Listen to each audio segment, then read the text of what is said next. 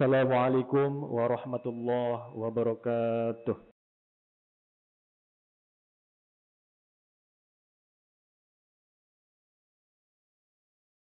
Alhamdulillah, alhamdulillahi rabbil alamin. Nahmaduhu wa nasta'inuhu wa nastaghfiruh wa na'udzu billahi min shururi anfusina wa min sayyiati a'malina. May yahdihillahu fala mudilla lahu wa may yudlil fala hadiya lahu. La haula wa la quwwata illa billah. Asyhadu an la ilaha illallah wahdahu la syarika lah wa asyhadu anna Muhammadan abduhu wa rasuluh. Allahumma salli wa sallim ala sayyidina Muhammadin wa ala alihi wa ashabihi ajma'in, amma ba'du. Faya ibadallah, usikum bitaqwallah. Wa qad fazal muttaqun, ittaqullah haqqa tuqatihi wa la tamutunna illa wa antum muslimun. Wa qala Allah ta'ala, wa idh ta'azzana rabbukum la in syakartum la azidannakum wa la in kafartum inna azabi lasyadid. Ma'asyiral muslimin rahimakumullah. Kenikmatan hidup yang paling nikmat di dunia ini adalah nikmat sehat. Karena apapun yang kita miliki di dunia ini tak akan berarti apapun jika kita sakit. Di masa pandemi sekarang ini nikmat sehat menjadi hal yang mahal harganya. Karenanya kita perlu mensyukuri nikmat sehat dengan sebaik-baiknya.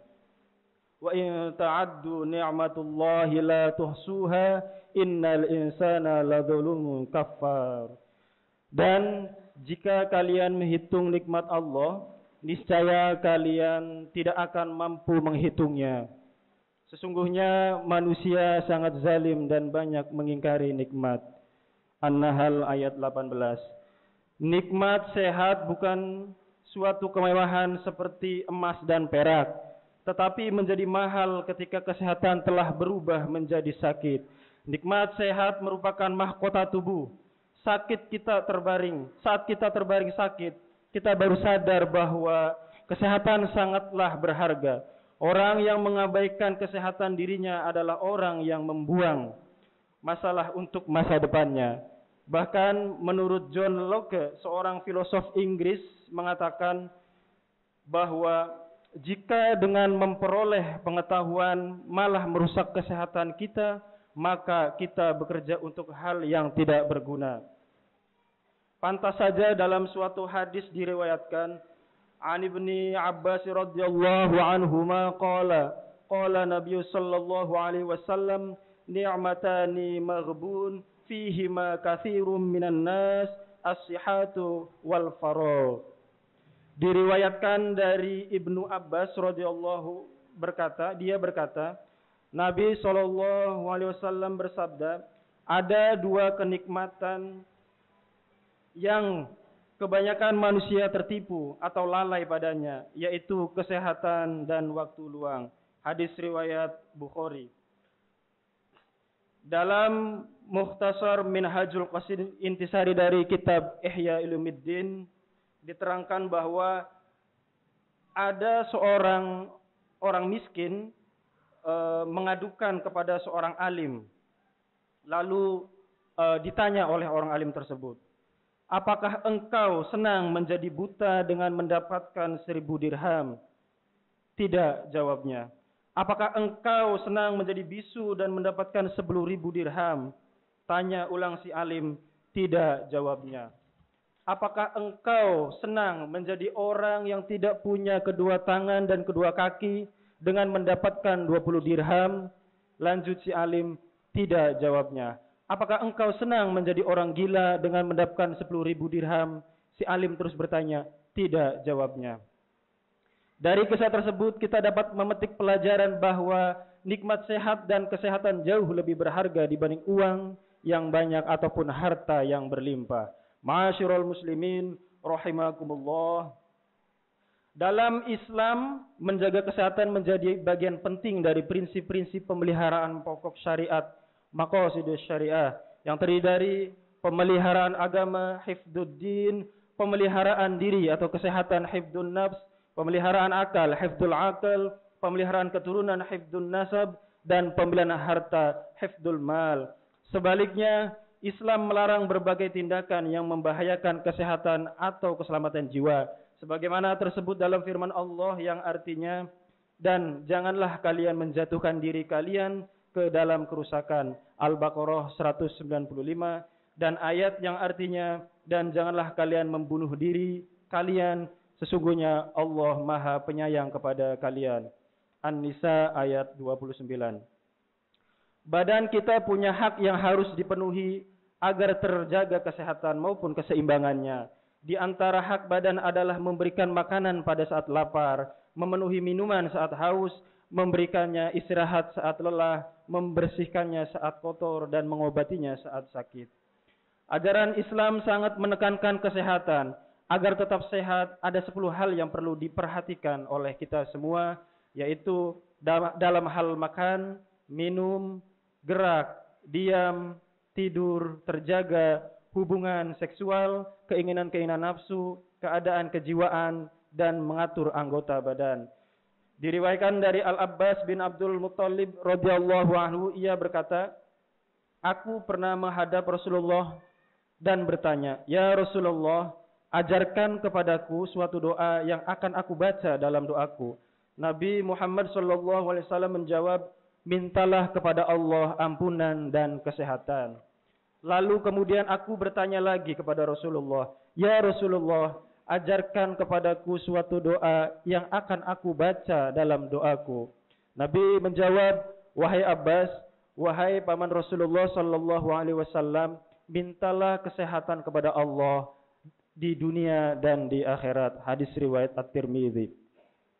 Hal paling indah di dunia ini adalah anugerah kesehatan dan keluarga bahagia di usia makin bertambah tua. Untuk itu tentu kita ingat sabda Nabi Muhammad SAW yang artinya, jagalah 5 hal sebelum datang 5 hal lainnya, yaitu mudamu sebelum tuamu, kesehatan sebelum sakitmu, kayamu sebelum fakirmu, luang waktumu sebelum sibukmu, dan hidupmu sebelum matimu.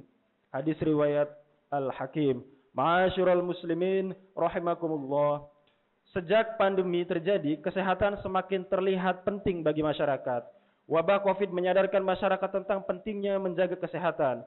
Perilaku hidup sehat seperti mencuci tangan dengan sabun, makan makanan yang bergizi, dan rajin aktivitas fisik menjadi kegiatan yang saat ini lazim kita lakukan.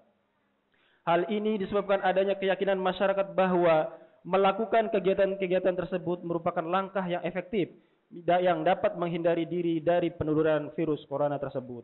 Bahkan dengan alasan menjaga kesehatan dan menghindarkan diri dari terpapar oleh corona, sebagian masyarakat rela mengurung diri di dalam rumah berhari-hari.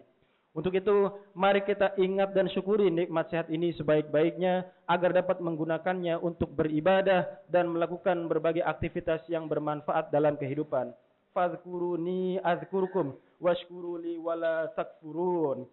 Maka ingatlah kepadaku Allah, niscaya aku akan ingat kepadamu, dan bersyukurlah kepadaku dan janganlah kamu mengingkariku. Demikianlah khutbah yang singkat ini, semoga bermanfaat, mengingatkan kita agar selalu menjaga kesehatan dan mensyukurinya sebaik-baiknya. Barakallahu li wa lakum fil Qur'anil azim wa nafa'ani wa iyyakum minal ayati wa dzikril hakim wa taqabbala minni wa minkum tilawatuh innahu huwas samiul alim.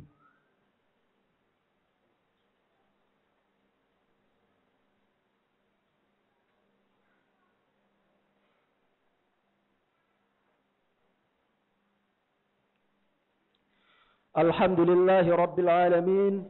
وبه نستعين على أمور الدنيا والدين أشهد أن لا إله إلا الله وحده لا شريك له وأشهد أن محمدا عبده ورسوله اللهم صل على سيدنا محمد وعلى آله وأصحابه أجمعين أما بعد ومن تبعه بإحسان إلى يوم الدين أما بعد فيا عباد الله أوصيكم ونفسي بتقوى الله فقد فاز المتقون قال الله تعالى في القرآن الكريم هو الذي خلق لكم ما في الأرض جميعا ثم استوى إلى السماء فسواهن 7 سماوات وهو بكل شيء عليم صدق الله العظيم وصدق الله رسول النبي الكريم ونحن على ذلك من الشاهدين والشاكرين والحمد لله رب العالمين إن الله وملائكته يصلون على النبي يا أيها الذين آمنوا صلوا عليه وسلموا تسليما